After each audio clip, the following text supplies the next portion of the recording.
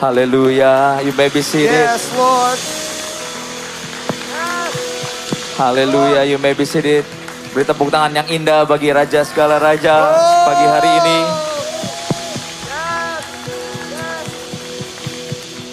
Haleluya. Selamat pagi semuanya. Tes suaranya yang normal aja. Tes cek one. Ya. Shalom semuanya. Artinya damai sejahtera. Mari kita buka firman Tuhan di Mazmur 139.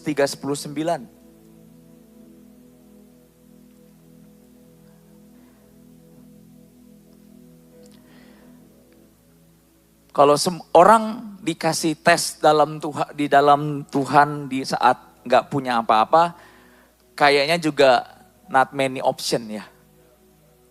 But God, when God tests you in your success, we have plenty of option. Dan di depan, mungkin lawan kita bukan kemiskinan lagi. Tapi lawan kita hawa nafsu yang di dalam. Dan itu yang paling struggle. Dan butuh Roh Kudus untuk menang bersama Roh Kudus dan firman. Saudara jangan hidup jauh dari firman. Alkitab katakan, that's the light of your path. Tanpa firman, kita kayak orang mati lampu.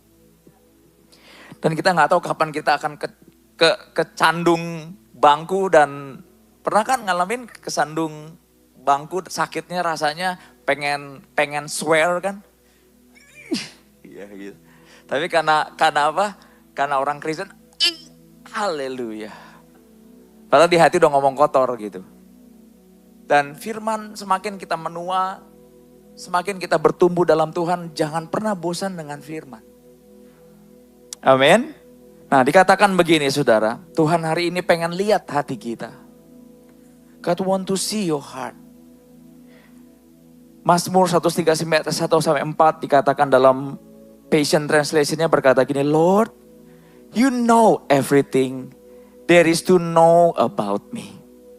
Tuhan, Engkau menyelidiki aku, dalam bahasa aslinya menyelidiki aku dan mengenal aku.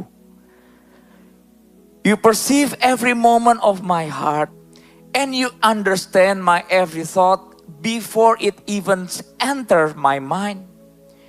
You are so intimately aware of me. Lord, you read my heart like an open book. And you know all the words I am about to speak before I even start a sentence. You know every step I will take before my journey even begins. Nah, di dalam bahasa terjemahannya, dalam bahasa aslinya dikatakan gini, Tuhan, Engkau menyelidiki aku dan mengenal aku. Engkau mengetahui aku saat aku bangun, Engkau mengerti pikiranku dari jauh. Engkau memeriksa perjalananku dan tempat pembaringanku. Semua jalanku Kau ketahui. Dan dikatakan sebelum ada pepatah kata pun di lidahku, sesungguhnya ya Tuhan, semuanya telah Kau ketahui. Tuhan seringkali pengen tes kita dalam kelimpahan, karena kelimpahan setiap orang berbeda-beda. Ada yang udah naik motor, kelimpahan. Ada yang sudah memberi, juga buat dia kelimpahan. Setiap orang punya different level yang berbeda-beda. Nah, poin saya yang pertama, saya nggak banyak PPT. Dia ingin lihat hatimu, apakah hatimu berubah. Saya tulis di sini, masihkah ada rasa bangga dan untuk melayani Tuhan? Dan begitu takut kehilangan seperti Obed Edom, saya bagikan ini kemarin di gereja di Cirebon. Atau Tuhan menemukan ada Allah lain. Saudara, Allah lain tuh gak harus barang loh ya. Misalnya saudara beli mobil baru, terus Anda pamerin, itu belum tentu Allah lain. Itu mungkin rasa syukur doang. Tapi seringkali ada yang Allah lainnya keras kepala. Sampai bertahun-tahun kamu sembah itu. Ada yang Allah lainnya kemalasan. Ada yang Allah lainnya suka merasa lebih benar dari orang. Ada yang rasa Allah lainnya adalah kenyamanan. Ada yang rasa lainnya adalah luka atau kepahitan yang lama sekali sembuh. Itu Allah lain. Saya baca buku Bishop, ada sebuah perkataan bagus begini. Masihkah kita masih bisa ditekuk sama Tuhan? Kayak besi ditekuk gitu. Masihkah kita, nah saya tulis di buku dari buku Bishop. Karena gak ada orang lebih, I think in this world ya. Kita punya, makanya saya berkata, kalau kita gak bertumbuh, karena kita memang memilih gak bertumbuh. Betul ya? Makanya kalau anak zaman dulu, saudara, biasanya perpustakaan suka penuh. Nah biasanya yang perpustakaannya penuh itu, anak ranking 1 sampai 15. Tapi yang suka main basket, lupa belajar, biasanya ranking 20 ke atas semua. Zaman itu masih ada ranking. Zaman sekarang gak ada ranking, betul ya? Supaya katanya gak kena mental. Tapi buat saya sih pribadi penting juga sih. Karena Anda kalau kerja keras kan pengen ada ranking kan? Masa dibedain sama orang yang males? And I think Bishop Doug is the man. Dan kemarin harusnya Pak Wilky yang khotbah, cuman Pak Wilky ngomong sama Dani, dia berkata, kayaknya jarang lihat pastor khotbah lagi. Dan saya tiba-tiba hari Jumat saya bilang, oke. And Bishop also say the same thing. Dia ngomong begini, if you are pastor, dan you only preach once a week, you are not a pastor. Dia berkata, okay, I repent. He said it. Literally he said it. If you are pastor, baru saya buka klik itunya. Tapi kalau kamu khotbah only once a week, you are not a pastor. Oke.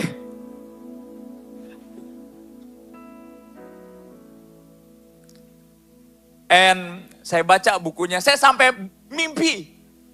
Saya nggak tahu ini dari Tuhan atau enggak, saya mimpi baca buku tentang Art of Leadership. Saya bilang sama Dani, I was dreaming. Saya di dalam mimpi itu lagi baca buku The Art of Leadership. Jangan-jangan ini harus adalah waktu untuk step up the game. Nah, saya baca buku ini dan di buku yang lain saya akan bacakan buat saudara. Beberapa orang masuk dimensi yang lebih tinggi dari pelayanan pastoral, tidak dapat masuk dimensi yang lebih tinggi maksudnya. Karena mereka tidak dapat membungkuk dan menerima untuk melakukan hal-hal yang diperlukan demi perubahan yang akan datang. Jadi orang gak bisa the next level karena Bishop mengajarkan mereka gak bisa dibentuk, ditekuk dan membungkuk untuk menerima hal-hal yang memang diperlukan untuk perubahan. Dan dikatakan begini saudara. Mereka mungkin membaca tentang apa yang harus dilakukan, tetapi kesombongan mencegah anjing tua dari belajar trik baru. Saudara, saya ini punya anjing, saudara. Tell me about it. I have dogs. Kalau ada satu anjing namanya Fla. Anjing ini satu. Kerjanya sehari-hari tidur. Dan saya punya anjing yang kecil, yang masih muda. He love playing game. He so excited untuk hal-hal yang baru. Jadi dia kalau ada bola, 2 hari bosan harus beli bola baru, tongkat, stick atau apa baru main lagi. Dan saya rasa yang Bishop Dek ajarkan itu benar loh. Pada waktu kita menua, kita mulai nggak lagi tertarik dengan trik yang baru. Hal yang baru. Makanya seringkali generasi yang lebih baru, karena lagi tanda kutip masih muda, mereka keep doing it. Overcomer, itu bagian dari kesombongan. Karena di buku ini saya baca mereka yang sombong. Mereka gak mau belajar hal-hal yang baru. Dan dikatakan begini. Ketika Anda seorang hamba, hati seorang hamba, Dikatakan gini dalam Pengkhotbah 4 ayat 13, saya bacain buat saudara. Lebih baik seorang muda miskin tapi berhikmat, daripada seorang raja tua tapi bodoh, yang tidak mau diberi peringatan lagi. Dikatakan begini, Bishop Dek terangkan bagus sekali. Ketika Anda rendah hati seperti seorang hamba, Anda bersedia untuk dilatih. Semua katakan bersedia. Ketika Anda kehilangan kerendahan hati, Anda tidak lagi bersedia untuk menerima apa? Pelatihan. Dan saya bacakan di sini, awal kehidupan seorang hamba adalah pelatihan. Anda tidak pernah dapat menjadi hamba kecuali Anda dilatih untuk mengerjakan hal-hal yang majikan Anda sukai dan inginkan. Ketika Anda kehilangan kerendahan hati seorang hamba, Anda tidak dapat dilatih atau dilatih ulang untuk mengerjakan apapun. Sesungguhnya perlu kerendahan hati untuk mau dilatih. Saya selalu berkata kalau Anda belum punya apa-apa, Anda gampang dilatih. Kita punya cenderung itu. Tapi pada waktu kita punya banyak, kita mulai puas dan sulit dilatih oleh Tuhan. Saudara, di 6 ladang, saya pengen setiap ladang punya banyak training. Pastor, ujungnya akan jadi apa? Anda one day akan jadi gembala loh. Anda yang mau merit, kalian mau jadi apa? Anda harus mengembalakan istri dan anak Anda gak? Perlu dilatih gak? Perlu ditekuk gak? Iya. Amin. Kedua, Anda harus jadi apa? Anda penginjil. Anda harus jadi penginjil. Saya selalu berkata, your marriage, your money, itu adalah platform yang Tuhan kasih, privilege. Termasuk penderitaan saudara. Untuk apa? To give people testimony. Tidak ada panggilan yang lebih besar daripada penginjil. Bishop Dek ngomong bagus sekali di thread-nya. Dikatakan begini, saat kita memperhatikan hal-hal yang tidak penting dalam hidup kita, a billion soul perish, dia bilang. And it's like burn my heart loh. Jangan keluar dari calling overcomer. Beliau tuh udah kurang lebih umur 60 something. Dan masih menjerit untuk apa? Soul. Jadi nanti saya akan ajarkan saudara pelan-pelan pagi hari ini. To burn your heart again. Makanya saya tadi katakan, ilah lain apa yang ada di hati kita? Saya bisa jadi ilah lainnya adalah keletihan. Kadang-kadang when I feel offense, saya harus berkata, no. You're not called for that, Barry. Jadi di rumah saya, di kamar mandi, di kamar doa saya, penuh dengan peperangan rohani. Apa yang saya perangi? Hawa nafsu saya sendiri. Saya nggak tanda kutip saya tidak sibuk untuk menghakimi orang karena saya sedang seperti yang kata Daud katakan, Lord, my heart is like an open book. Di satu penglihatan Tuhan ngomong begini, perhatikanlah hatimu yang gampang berubah. Termasuk yang khotbah. Ada orang-orang yang tertentu saudara. Saudara kalau ngobrol, ini gak ada Jesse kan? Jesse itu punya, karena anak ini pintar dan cerdas sekali saya bilang. Dia tuh gak suka kalau di ngomongin 3 kali. Jess, ya. Jess bisa ini, iya udah tahu. Ada U-nya. Karena cerdas. Tapi seorang hamba rela dilatih kembali. Apa sign menua itu membuat Anda menjadi sign bertumbuh? Enggak. Menua beda sama bertumbuh. Apa yang Anda tidak perhatikan dan sirami akan keluar ilalang di dalam pelayanan, your marriage, your life, your calling. Saya buat sebuah percobaan, saya taruh pot sama tanah, saya nggak tumbuhin apa-apa. 2 minggu keluar rumput liar. Siapa yang naruh? Belum ada jawabannya hari ini. Saya nggak pernah naruh. Ternyata pot itu bisa ada itu karena apa? Mungkin burung makan dan pupnya di situ. Keluarlah benih yang lain yang saya nggak pernah taruh. Itulah gunanya tanda kutip setiap jemaat tahu, Pastor saya ini harus jadi apa? Harus jadi gembala. Kalau Anda nggak ada target, Anda akan lumpuh. Kalau kamu nggak tahu targetmu, Anda akan ke surga, Anda mau ngapain? Anda akan apa? YOLO, you only live once.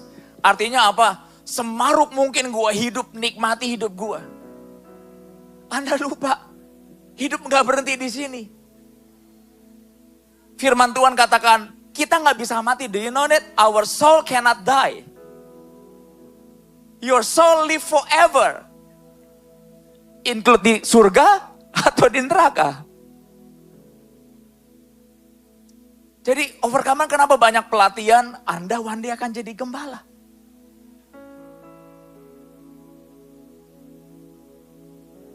Orang-orang yang di sekolah yang berranking kuat, karena mereka tahu, gue habisnya mau kemana nih?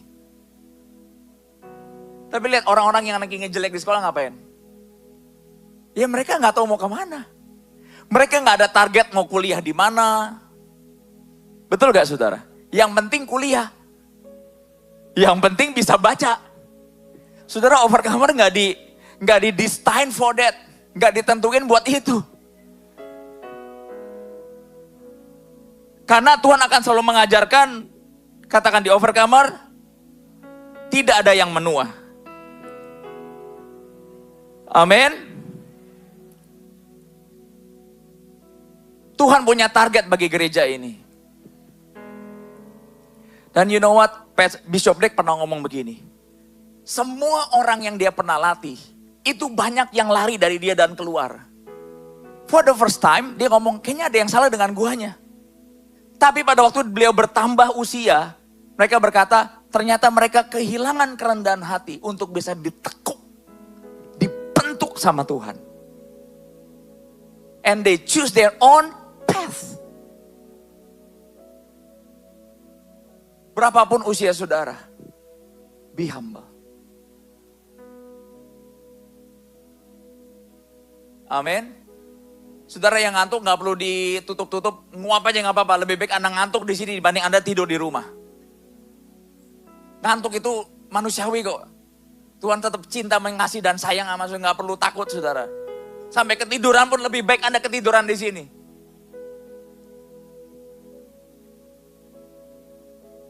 Dan dikatakan begini. Tetapi menjadi rendah hati, Anda tidak dapat, tanpa kerendahan hati, Anda tidak dapat dilatih, didisiplin, atau diajari melakukan tugas atau trik tertentu untuk majikan Anda. Fakta bahwa seseorang tidak dapat mengubah pikiran, perilaku, dan kebiasaan Anda merupakan indikasi kebesaran kepala dan kesombongan Anda. Itulah artinya dilatih. Dilatih artinya dipangkas. Dilatih berulang-ulang dan ditekuk sampai Anda berada dalam bentuk DNA kondisi yang diinginkan bagi Tuhan saudara.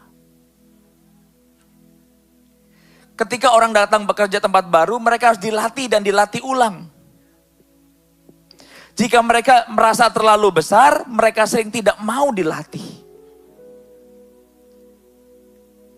Dan Bishop Dek ngomong bagus sekali bahwa seringkali kerendahan hati adalah kunci untuk memasuki pintu baru di kerajaan Allah. Makanya tadi saya berkata, pada waktu Tuhan mencek hati kita, masihkah kita bisa dilatih, dibentuk oleh Tuhan? Kita buka sebentar di firman Tuhan di Daniel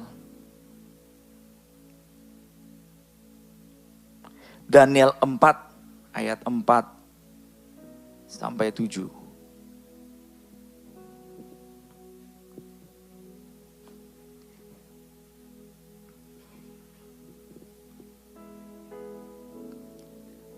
Seorang raja Saudara, saya perhatikan baik-baik. Ini raja dikasih semua kehebatan, you name it deh. Dikatakan sampai gini. Ayat 1, Nebukadnezar kepada orang dari segala bangsa, suku, bangsa, dan bahasa diam di seluruh bumi, bertambah-tambahlah kira kejahteraanmu, aku berkenan memaklukkan tanda-tanda mukjizat yang telah dilakukan Allah yang maha tinggi kepadaku.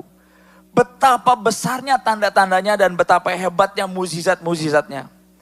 Kerajaannya adalah kerajaan yang kekal dan pemerintahnya turun-menurun. Tadi katakan begini saudara. Aku Nebukadnezar, di dalam Inggrisnya, I Nebuchadnezzar was at home, take it easy in my place, without a care in the world. Aku hidup tenang dan hidupku senang dalam istanaku. Tanpa apa saudara? Tanpa dia berpikirkan apapun yang di dunia. Without a care in the world. Dan tiba-tiba aku mendapat mimpi.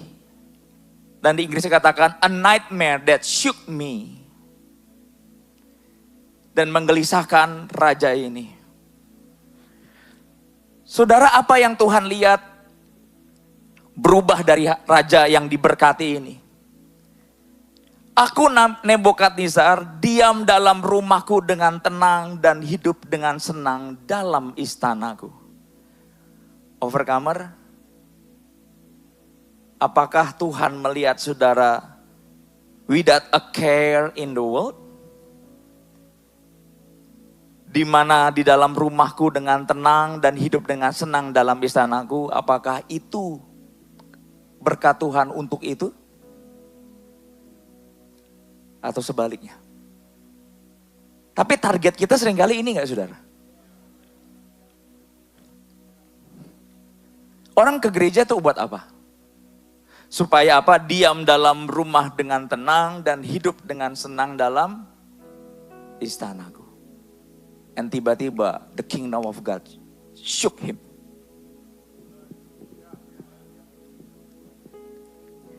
Nah, Tuhan, kenapa Tuhan bisa berlari atau menempuh badai untuk satu orang Gerasa? Tuhan tidak datang untuk apa? Membangun apa? A palace. Makanya pada waktu itu Yesus berkata begini, serigala punya liang. Kamu mau ikut anak manusia, bahkan aku gak punya tempat untuk meletakkan kepalaku. Keren gak? Overcomer, kalau hari ini Anda dapat berkat seperti Nebukadnezar. Dan ini nih gak bisa di skenario loh. Ini tiba-tiba bisa muncul aja di sini. Boom. You got my point gak? Saya berkata Yesus itu teladan ajaib. Kalau saya masih jauh dari dalam kesempurnaan. Anak Allah datang ke satu orang Gerasa itu kayak masuk di pikiran saya. Itu cukup mengalahkan kenyamanan dan kemalasan kita.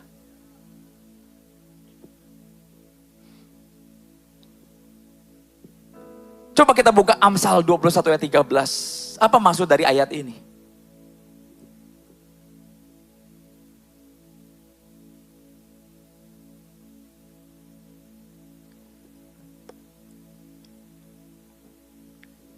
Kalau raja membela hak orang lemah bertahun-tahun, ia akan memerintah. Jadi apa yang dilakukan Nebukadnezar? Dia menutup telinganya untuk orang-orang lemah. And suddenly the kingdom of God berkata, no, stop. Pastor, kenapa saudara, posisi saudara hari ini itu datang dari mana? Alkitab katakan, raja yang membela orang lemah bertahun-tahun dia akan memerintah.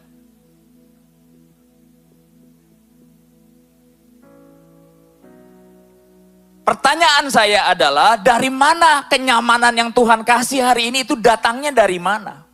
Saya balikin ke ayat ini lagi. Raja yang membela hak orang lemah, bertahun-tahun ia akan memerintah. Apa yang membuat sustain seorang raja? Melayani orang-orang lemah. Anda yang berpikir hari ini, Pastor, saya uangnya udah ada 2M, 5M. Saya udah cukup, saya udah dapat apa yang saya mau. But you know church, Tuhan, our heart is like an open book, kata Daud. Hari ini Anda diberkati dari depan sampai belakang. Saya yakin, karena 15 tahun yang lalu, Anda pernah melayani di XO.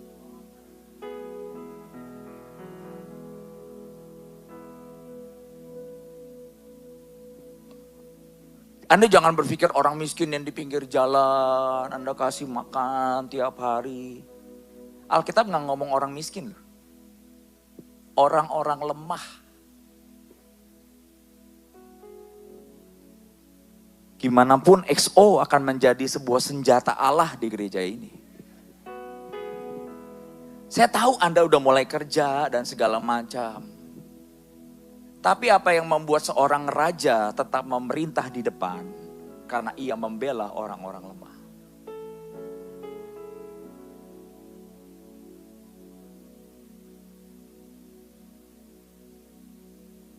Makanya saya berkata, setiap saudara harus jadi gembala.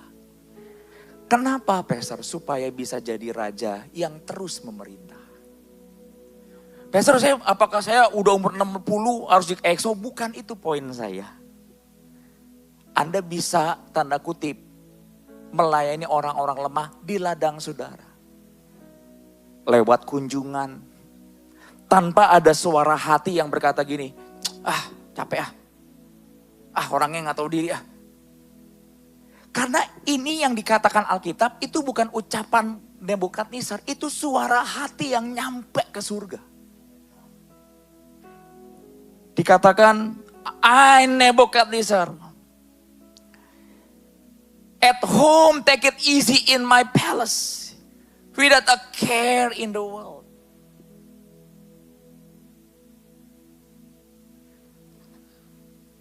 Saya sedang kasih Anda sebuah pelajaran matematika hari ini. Anda mau geleng-geleng kepala, Pastor saya lagi butuh uang. Yes, kalau Anda mau memerintah, Anda harus melayani orang-orang lemah. Karena yang nulis siapa? Seorang Salomo. Mulai ngerti korelasinya enggak? Kalau raja membela hak orang lemah, bertahun-tahun dia akan jadi the fall and the rise of king apa?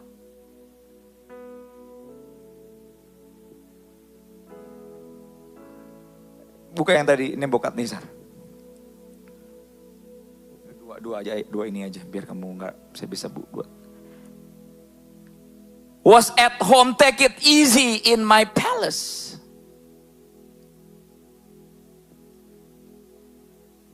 Ada yang tadi?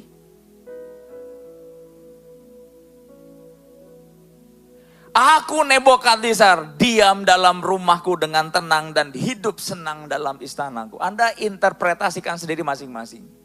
Karena level kenyamanan setiap orang dan ketidakjujuran kita itu berbeda-beda.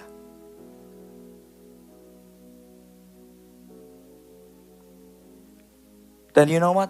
Semakin kita ngerti pengetahuan firman, kita semakin bisa pintar memodifikasi, memakai itu buat orang lain lebih daripada buat diri sendiri. Do you know that?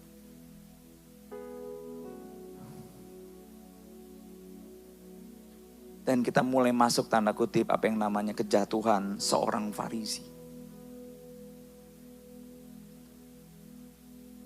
Maukah raja di overcomer? Semua hadir, Anda tuh adalah raja-raja.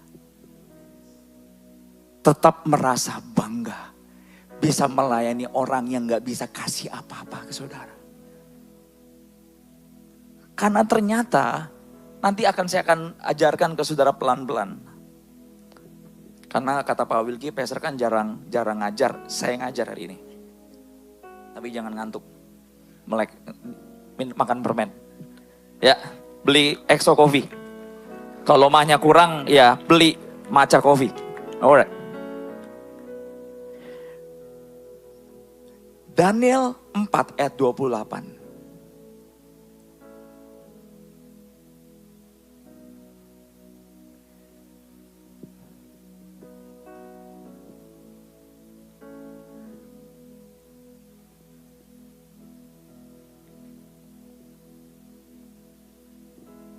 Saya rindu setiap overcomer waktunya belajar banyak untuk jadi gembala. Pada waktu seluruh dulu kemarin 3 DNA belajar teologi ya ketahuan banget.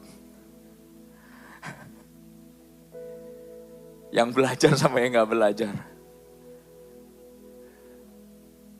Dan saya berkata, Lord, itu kayaknya ada darah saya yang saya perlu bertobat. Banyak orang mau jadi penginjil tapi gak mau belajar. Banyak orang pengen jadi gembala tapi gak mau belajar. Ayat 28. Semuanya itu terjadi atas Raja Nebukadnezar. Sampai 30. All this happened to King Nebukadnezar. Setelah 12 bulan, ia berjalan. Jadi Daniel tuh memperingatkan di ayat 27. Katakan sebelum seorang raja jatuh, selalu Tuhan kasih warning. Jalan yang tidak perlu dia pilih. Betul gak saudara? Harga yang tidak perlu dia pilih. Itulah gunanya pengajaran. Katakan ayat 27 sebenarnya yang korelasi dari Amsal tadi. Ayat 27, Raja, nasihatku berkenan pada hati tuanku. Padahal kunci asnya itu cuma dengar nasihat loh. Bisa nggak, gampang nggak kalau kita baca dari pihak ketiga, kamu akan pilih mana? Jadi binatang 7 tahun? Atau dengan nasihat? Tapi hawa nafsu di dalam seringkali apa? Kita pilih the hard way. Makanya pentingnya sungai pertobatan tuh itu. Supaya nasihat tuh dari Tuhan bisa masuk. Ngubah hati kita.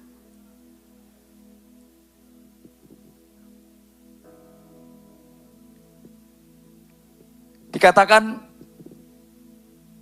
berkenan pada hati Tuanku, lepaskan diri Tuanku daripada dosa dengan melakukan keadilan. Dan daripada kesalahan dengan menunjukkan belas kasihan terhadap orang-orang tertindas. Mirip gak dengan ayat Salomo tadi, Amsal 29 ayat 14. Kalau raja membela hak orang lemah bertahun-tahun, dia akan memerintah. Makanya saya tulis lagi. Masihkah Anda melayani orang yang di depan saudara dengan sebuah rasa bangga? Atau kamu merasa gini, ini gue ngapain ya? Nggak berubah-berubah nih. Nanti saya tahu apa sign-nya hati Anda berubah. Saya akan ajarin ke saudara.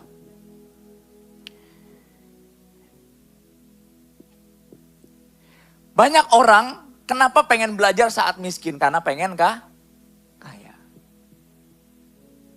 Betul ya? Tapi banyak anak Tuhan, apa saudara? Saat udah diberkati, kehilangan lagi. Pengen belajarnya, pengen kenal hati Tuhannya udah kayak hilang gitu.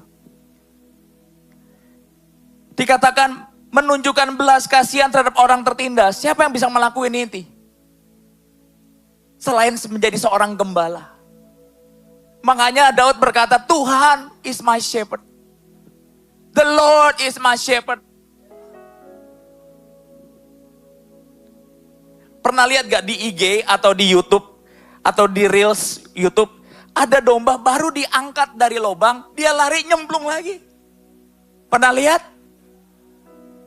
Apa gembalanya berkata, makanya otaknya dipakai. Atau diangkat lagi dengan belas kasihan. Makanya saya berkata overcomer dari yang XO, ladang-ladang 6 ladang family, marketplace, apapun tahta yang Tuhan kasih dalam hidup saudara. If you fail to give people mercy, Alkitab katakan, kamu akan dicopot dari tahtamu. Karena kamu dikasih sebuah spesial platform sama Tuhan. Untuk bisa beri keadilan. Dan nolong orang-orang yang di bawah. Tapi ini gak bisa terjadi kalau Anda full of yourself. Anda tahu kenapa saya baca buku? Bukan supaya saya lebih pintar dan theological daripada saudara. Supaya saya bisa punya banyak kunci untuk bisa menolong saudara. Supaya kalau saudara ngomong, saya ada jawaban.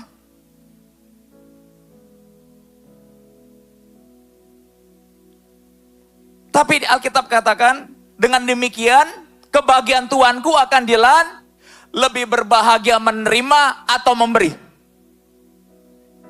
Kenapa kebahagiaannya it being taken in our life? Even ada duit.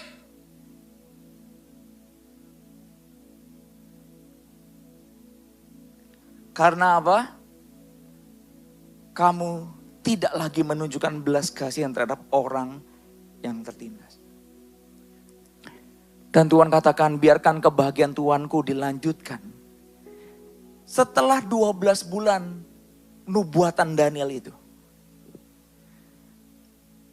Ayat 28. Semuanya itu terjadi atas Raja Nebukadnezar setelah 12 bulan ketika ia berjalan di Raja Babel, berkatalah Raja. Kalau kata orang, shoot. Udah di ngomongin. Karena taruhannya 7 tahun jadi binatang. Sesulit apa dengar perkataan Daniel? Toh gak membuat dia melarat kan? Itu yang saya ngeri. Hati manusia begitu mudah berubah.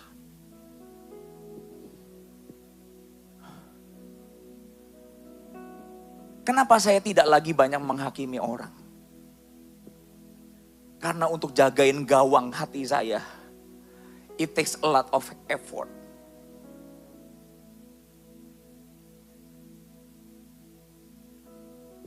Berkatalah Raja, dikatakan begini.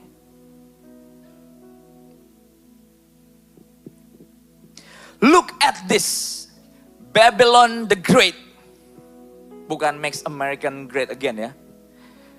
Ini udah ada dulu slogan ini ternyata. Babylon the Great, and I will beat all by myself. A royal palace adequate to display my honor and glory.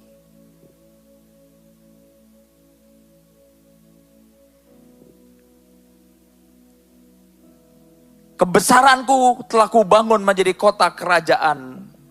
Kekuatan kuasaku dan untuk kemuliaan kebesaranku. Sebelum dia habis ngomong dan dia mau ngelanjutin, Alkitab katakan begini.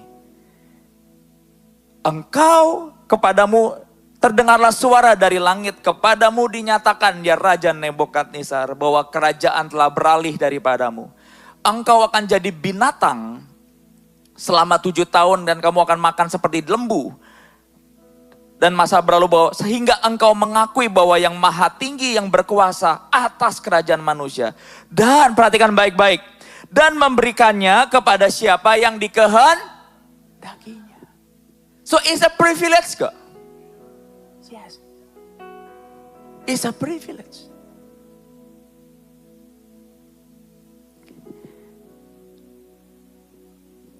Tadi Tuhan taruh buku Bishop Deck dikatakan, masihkah kita bisa dilatih ulang? Ditekuk. Belajar. Fakta bahwa seorang tidak dapat mengubah pikiran, perilaku, dan kebiasaan Anda merupakan indikasi kebesaran dan kesombongan kita. Saudara mau sama-sama menjaga itu dengan baik? Nah, Pastor, apa tandanya kita berubah?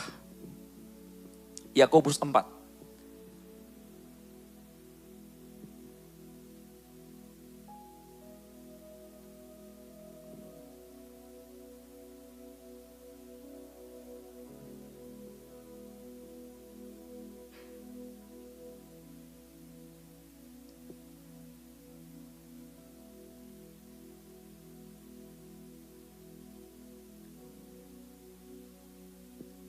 Sign kesombongan yang seringkali ada di sekitar hidup kita sehari-hari.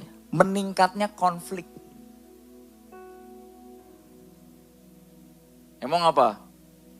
BYD baru gitu, kayak David Boom. Enggak, itu merasa bangga. Pak Wilkie misalnya pamer depositonya. Enggak, buat saya itu kesombongan yang kecil. Konflik meningkat. Jadi di dalam rumah tangga saudara, pelayanan saudara, overcomer, kalau konflik mulai meningkat, kesombongan sedang naik. Karena konflik membutuhkan apa? Gue lebih benar. Gue lebih tahu. Gue lebih ngerti. Gue lebih senior. I'm better than you. Makanya Alkitab katakan, siapa yang mengangkat kamu jadi hakim? Tuhan nanya loh. Kemarin Pak Heri khotbah di SMA 2, dalam hati saya bagus. Itu cara Tuhan bagaimana tetap memberkati dia. Apakah Anda 3 DNA harus dijadwal? Atau Anda mengajukan diri pastor? Sekolah mana yang lemah? I will there. Enggak perlu minggu ini langsung tiba-tiba langsung pastor saya mau khotbah, enggak. Be natural aja.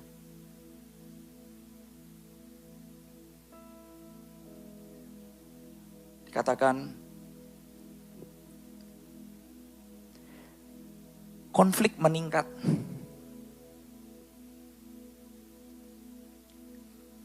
Apa sign kita di bawah under attack-nya setan?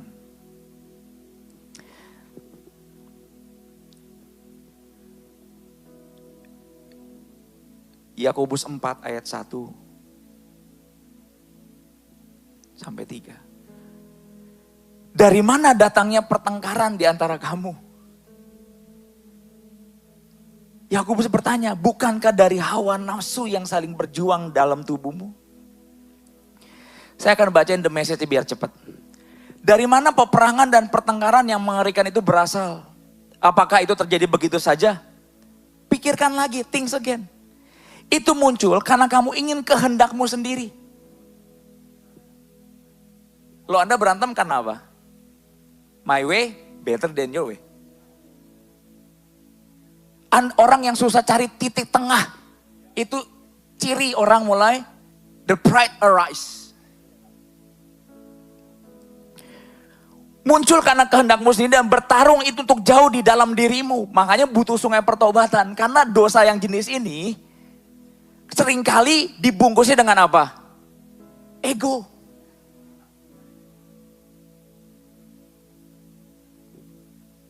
Di banyak gereja, saya nggak ngomong banyak gereja, di overcomer mungkin saudara. Semua kekacauan bukan dari anak-anak ESO yang baru datang jadi the servant loh. Dari orang-orang yang tanda kutip anjing tua. Setuju gak? Mungkin pelayan tua, pendoa tua, pengkhotbah artinya senior. Yang susah ditekuk sama Tuhan buat keinginan Tuannya. Kenapa ada banyak gereja tidak mau mengalami heaven invasion? I did it my way. Susah gak? He did it his way. Itu susah loh. Hawa nafsu harus dipekuk sama Tuhan.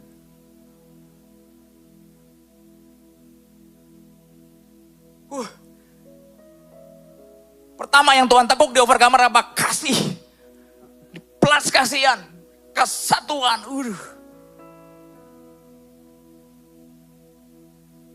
Man.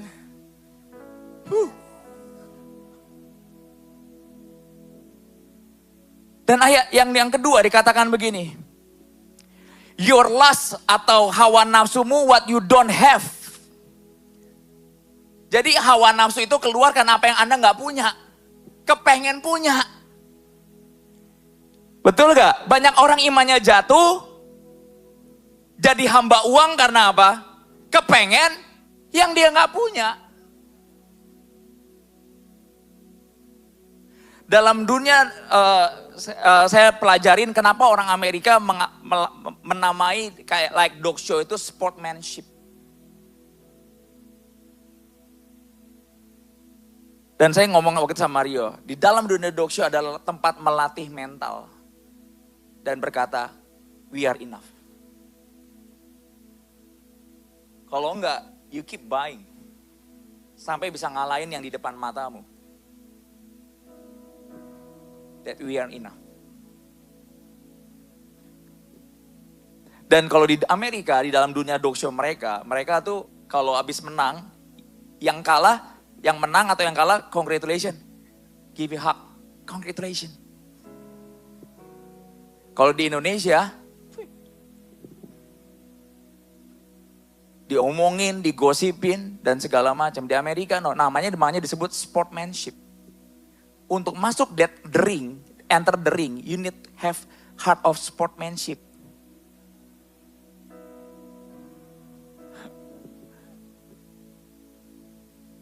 Nah, hamba satu talenta nggak punya ini. Karena dia selalu pengen apa yang dia nggak.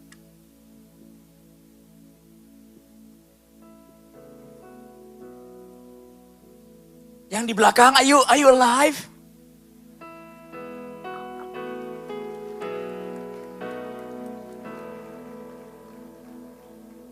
Jadi setiap kuasa gelap dan hawa nafsu sedang saling berbincang.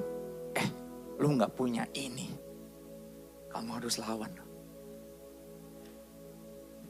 Dan dikatakan, kamu menginginkan apa yang bukan milikmu.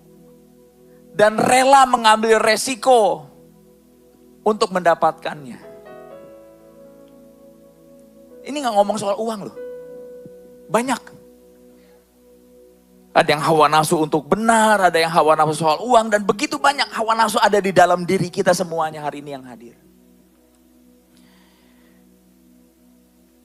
Dan dikatakan begini, ini yang uniknya dalam hawa nafsu. Are you ready? Kamu bahkan tidak berpikir untuk meminta kepada Allah. Kenapa, Pastor? Karena kamu tahu, kalau kamu minta yang sebenarnya, karena kamu sedang meminta yang sebenarnya tidak berhak kamu miliki.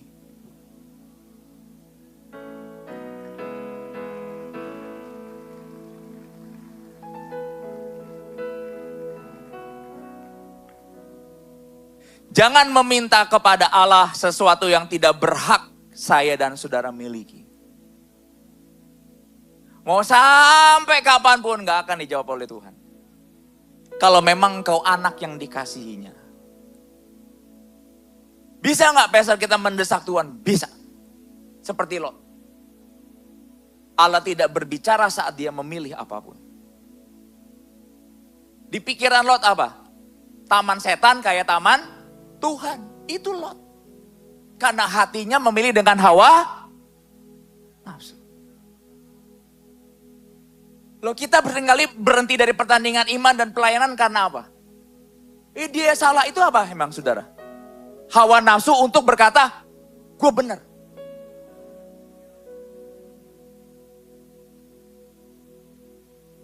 Mereka bagi saudara. Jadi seringkali kita yang melayani Tuhan kalahnya sama apa? Tidak.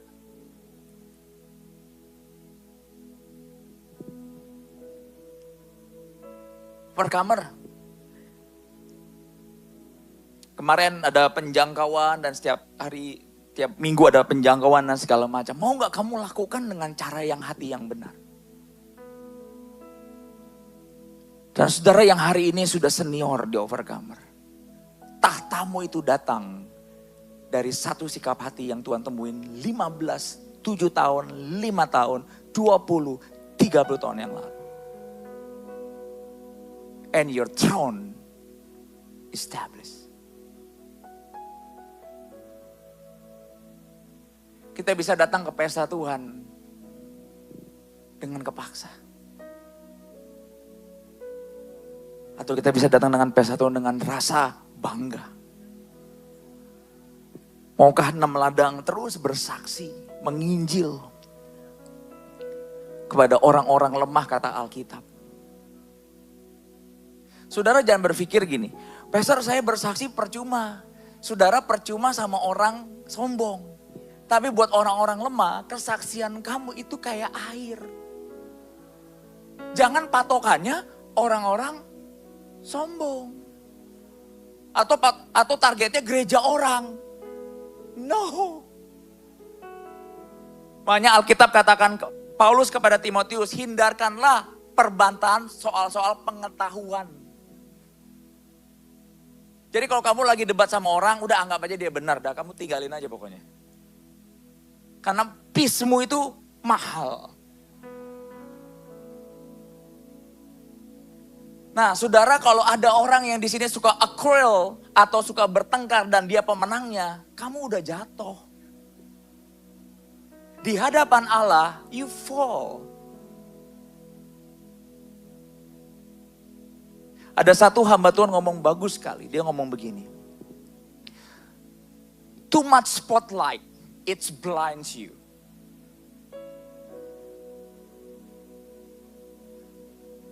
Coba nanti misalnya kita nyalain nih nanti lampu, terus kamu 5 menit begini. Bisa lihat orang nggak? Too much spotlight, it blinds you.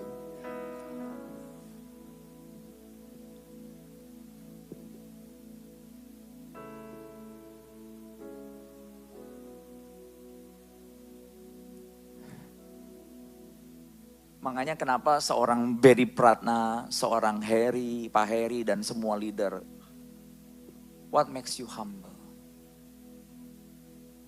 Keep serving with compassion. Anda yang sudah nikah, tolong saudari-saudari Anda melewati fase itu dan menang bersama Tuhan. Itu orang-orang lemah tuh.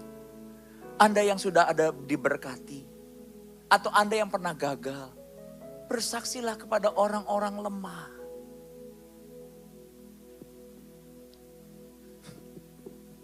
Berarti Nebukadnezar ini tahtanya dibangun dari apa? Karena dulu mungkin dia melayani orang-orang lemah. Overcomer Jakarta, overcomer Tangerang, rindu gak saudara Wandi overcomer ada di Bekasi? Ada di Jepang. Nggak valid.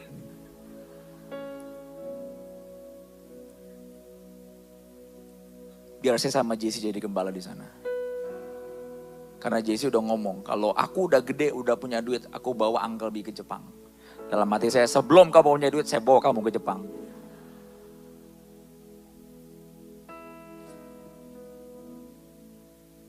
Pada waktu Tuhan bukain ini, ada ceritanya. Pada waktu saya lihat penjangkauan semua, Tuhan bertanya, kamu di overcomer, jadi gembala di overcomer, kamu bangga gak? Terus biasalah kalau Tuhan tanya, saya gak bisa jawab karena my heart like an O. Saya ngomong, Tuhan baca aja sendiri deh. Mau ngomong avoid juga gak bisa, udah dibaca sama Tuhan. Cuman pas kayak anak kecil nyolong ketahuan aja. Tadi kamu ngapain? Ya, open book tinggal gini saudara. That's David. Makanya Psalm atau Mazmur berbicara sebuah kejujuran hati. Makanya Tuhan senang banget sama hati yang jujur.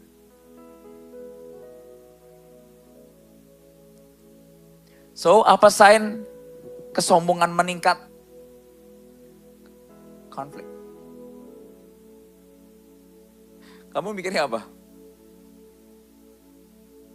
Keserangan kuntilanak gitu? Atau roh apa?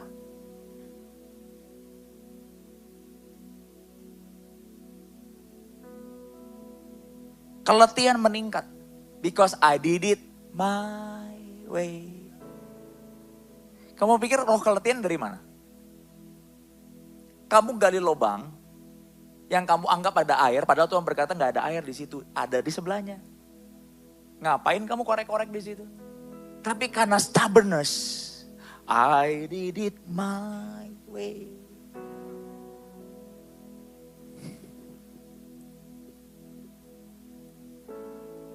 We are team overcomer.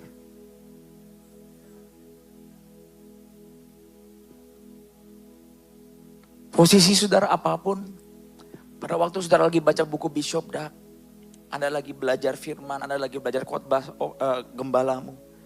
Jangan lihat my needs, lihat jauh. Ini panah aku harus kumpulin untuk one day aku bangun orang. Ada satu hamba Tuhan bagus, dia ngomong begini. Dia tuh dapat tanda kutip fee dari kayak Bishop Duck. Kurang lebih 10 juta dolar lebih. Hitung berapa tuh? Yang coba Pak Jio berapa? Hah? Ya, 100 M. Oke. Coba pikirkan, tiba-tiba BCA di tempat kamu ada 100 M. Di luar Pak Wilky, di lain yang lain. Gak valid kalau Pak Wilky. Kalau kamu hidup dengan hawa nafsu dengan 100 M. Apakah kamu tanya Tuhan buat apa ini?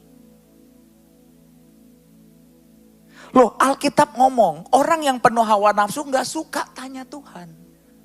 Karena dia tahu dia sedang meminta yang bukan miliknya. Bam! Katanya Pak Wilky suruh saya ngajar hari ini. Semoga pada nyesal saya ngajar hari ini. 100 M Pak Heri. Misalnya Tuhan berkata, Pak Heri jangan khawatir lagi. Hambaku, anakku, aku kasih 100 M. Kalau kamu hidup dalam hawa nafsu, kamu tetap khawatir. Enough-mu dulu waktu SMA, dengan enough-mu sekarang, itu beda. Untung Tuhan berkati kamu sesuai kebutuhan. Bukan sesuai hawa nafsu.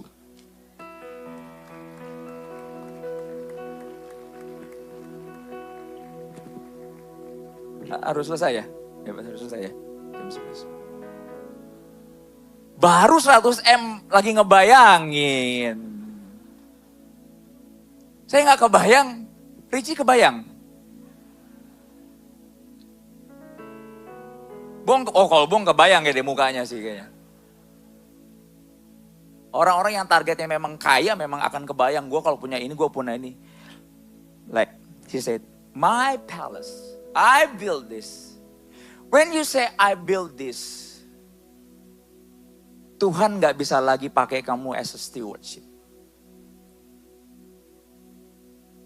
Pastor, kalau saya gak punya uang gak? It's not about money. Boleh gak Tuhan pakai keluargamu? That's stewardship. Boleh gak Tuhan pakai pernikahan kamu? Karena udah pakai karpet merah gue turun. Ya, keren kan karpet merah gitu. Like, I feel. Boleh gak Tuhan pakai sepeda atau motormu? Buat orang-orang lemah. Boleh gak Tuhan pakai rumahmu? As a cell group, rumah Pak Amen udah berantakan banget. Saya kalau lihat rumah Pak Amen diberantakin buat saya bilang gak enak, give him something gitu ya. Pada waktu, Pastor kenapa saya boleh pakai semuanya Tuhan? Karena memang kata Alkitab katakan, Tuhan memberi. It's all given. Pastor jangankan keluarga, sapu aja gue gak mau kembaliin. Ya, itu makanya gak bisa dipakai Tuhan. Boleh gak Tuhan pakai sisa umurmu? Boleh gak Tuhan pakai mulutmu untuk bersaksi?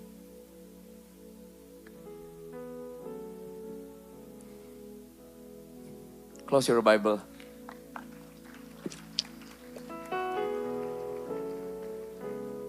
Kita masih ngegantung yang 100 M ya.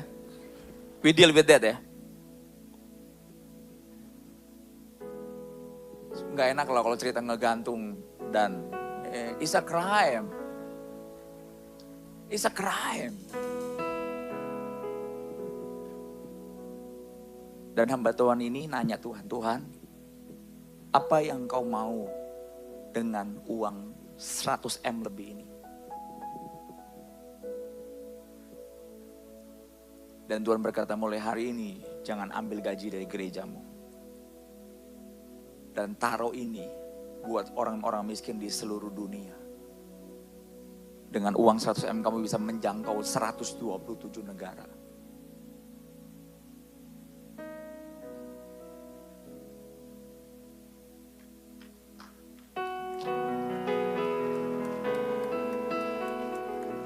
Para king,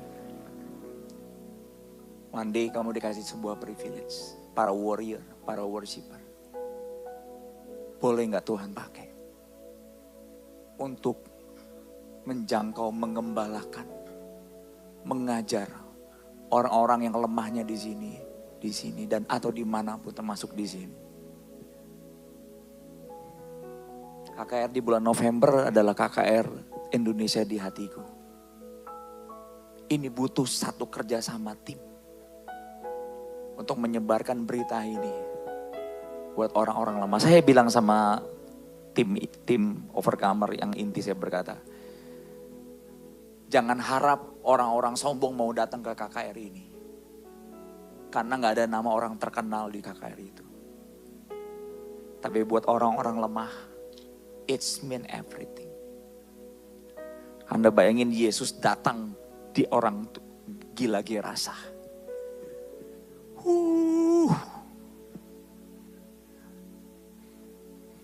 Anda di KKR mau lihat jiwa besar untuk bisa dipamerin pembuktian, atau kamu berkata aku akan cari satu orang gila itu. Aku akan cari orang-orang lemah itu di keluarga, di teman-teman, di sekolah-sekolah, di panti asuhan, dimanapun.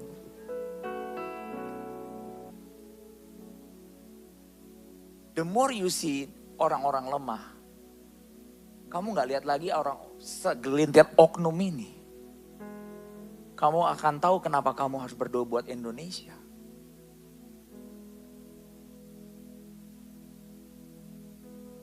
Terima kasih.